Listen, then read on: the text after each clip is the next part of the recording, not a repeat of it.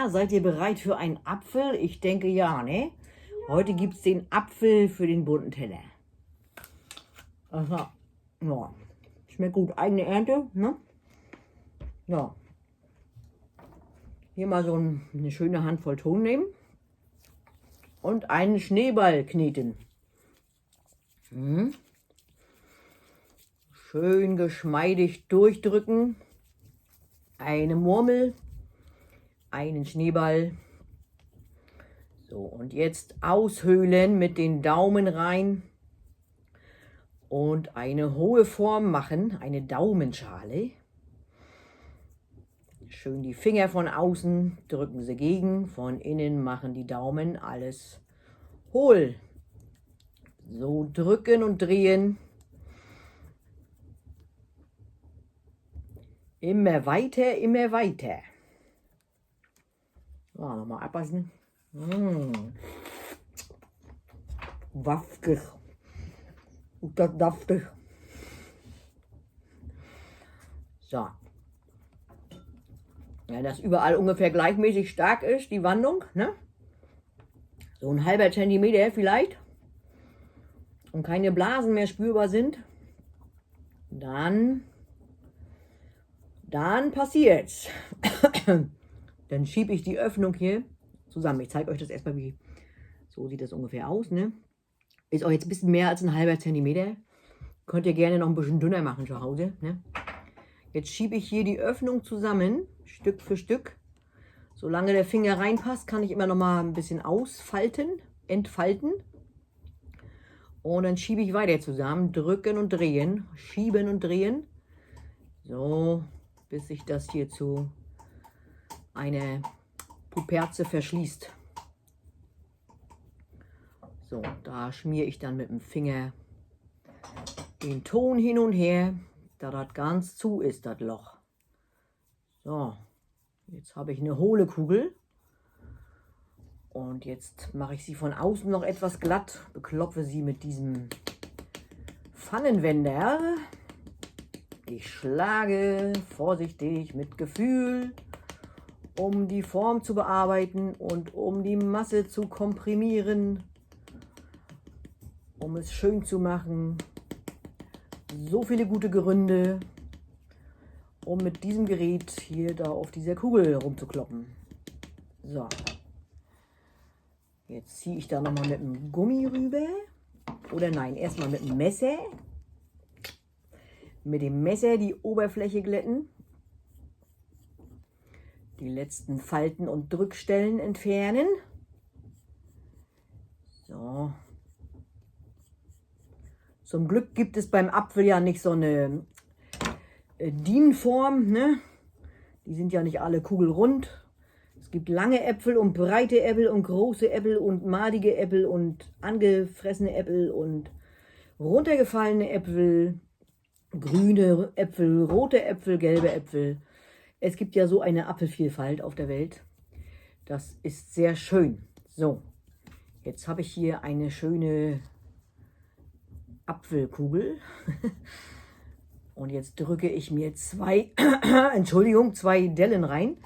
Damit es gut dellt, mache ich an einer Delle, ich mache mal hier die Spitze an der Spitzenseite, ein kleines Loch rein, dass die Luft da wieder raus kann. Und jetzt kann ich hier die Delle reindrücken mit dem Daumen, wo der Stiel dann später rankommt. So, schön die Kanten hier runden, abrunden. Und nach Belieben auch noch so mit dem Finger so Apfelfalten haben die ja manchmal da oben am Stiel. So, nicht so ganz gleichmäßig. Und die Falten wieder schön ausstreichen. Dass das nicht so aussieht wie, ich habe da mal Falten mit dem Finger reingedrückt, sondern schön rund an den Kanten. So, schön abrunden. Na fein. Na, das sieht ja mal gut aus. Gaut ut. So.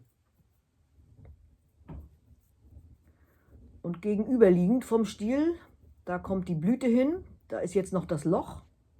Das drücke ich auch ein bisschen zurück. So. Auch hier wieder schön mit dem Finger rumschmieren. dass das nicht einfach aussieht wie ein eingedrücktes Fingerloch. So, jetzt reiße ich hier auf. So und so. Stell den mal kurz hier ab und mache eine kleine Blütenmurmel. So eine ganz kleine, winzige. So, die reiße ich auch ein bisschen auf, mache sie nass. Und dann setze ich die hier, drücke ich die hier ran. So. Das ist der Rest von der Blüte. Jetzt müsste ich warten, bis das ein bisschen angetrocknet ist. Und dann würde ich da mit dem Krauskopf mal reindrücken. Und habe dann so einen sternförmigen Abdruck.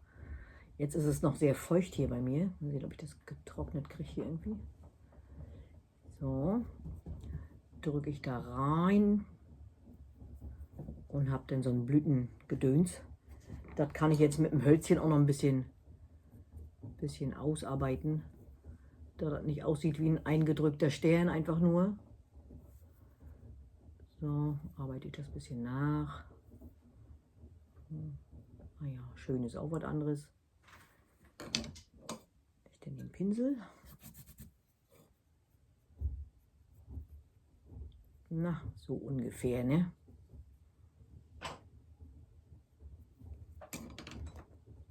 So, kann ich gleich das Loch wieder durchpicken, dass die Luft am Ende wieder rauskommt aus dem Appel. So. Ich mache mal hier noch ein paar Ritzen rein, das sieht mir noch so komisch aus. So. Ich glaube, das arbeite ich nachher noch ein bisschen nach. Das geht noch ein bisschen schöner. So, und jetzt hier oben kommt der Stiel ran. Wenn ich den jetzt aus Ton machen würde, wäre das ja viel zu zerbrechlich. Deswegen bin ich zum Lagerfeuer gegangen und habe mir mal hier so einen alten, rostigen Nagel geholt, der schon im Feuer war. Dann sind die schon ein bisschen porös und lassen sich leicht knicken mit der Zange, dass die nicht so gerade sind. Ne? Vielleicht sind die auch schon schief, weil die irgendwie rausgezogen wurden aus dem Brett. Und den drücke ich hier jetzt rein, den Nagel. So. Und dann müsste der Apfel, so wie er ist, trocknen. Also muss ich jetzt mal gucken, wie lege ich ihn denn hin. Ich möchte beides sehen, die Blüte und, oh, mein Kopf wird ja gerutscht hier ab. Die Blüte und den Stiel, also ein bisschen schräg aufs Brett legen. Vorsichtig runterdrücken. Genau, und nicht mehr am Stiel wackeln. Beim Trocknen zieht sich das ja zusammen und hält den Stiel dadurch fest. Ja, das war der Apfel. Guten Appetit!